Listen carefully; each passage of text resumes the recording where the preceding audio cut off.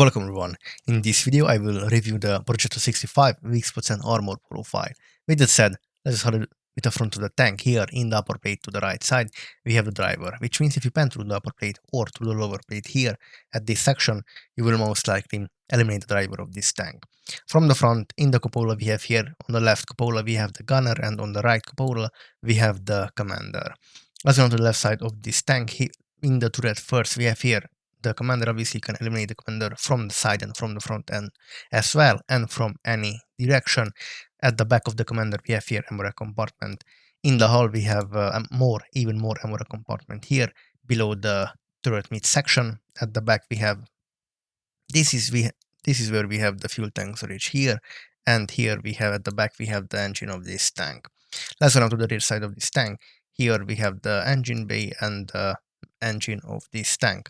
Let's go to the other side of this tank. In the turret we have the gunner. Behind him we have the loader with even more ammo compartment. In the hull we have the same configuration with even more larger size with ammo compartment here. At the back we have the fuel tank storage here, and here we have the engine. So let's go now and check the armor profile of this tank. So the Progetto 65 has a really good upper plate, bouncy upper plate because of the angle of the upper plate, really good. And with APC ammunition you will bounce this off, but with heat ammunition no, because the heat will overmatch basically anything. So that's why. And here we have only 120mm armor protection, but because of the angle it's really bouncy. In the lower plate, this tank has got around 115mm of armor protection. In the turret left side, 125, 51 here. Other side, 135 and 150 roughly here. In the cupola, 146 and even 65. So the gunman of this tank has got around, actually not bad here, 275 and even 200. The lower side, let's go closer here. Lower side 102, so between 211, 215, here 195, and here the upper side is 442, so it's unpenetrable, but overall a 250 plus armor protection in the gun mantlet. Max 300, we have here a 200, even 311. So yeah, it's not the greatest. Let's go now and check this tank in 9 degree of ground depression.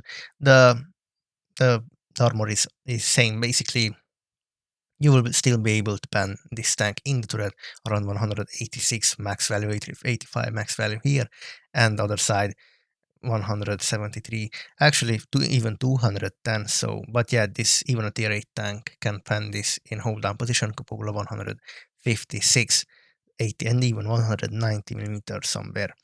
So tank in side scraping position, the tank can side scrape here because I'm comparing against the Defender gun, 122mm caliber gun, and only 225mm of AP penetration, and with APCR, same thing. So this tank is not good for side scraping because it's just green and everybody will pan you only 73mm on the side.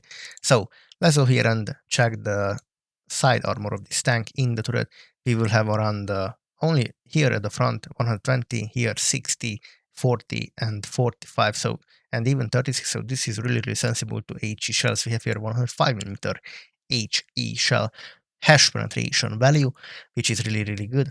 So as you can see from the side, it's easy to pan this tank. Let's go to the rear side of this tank.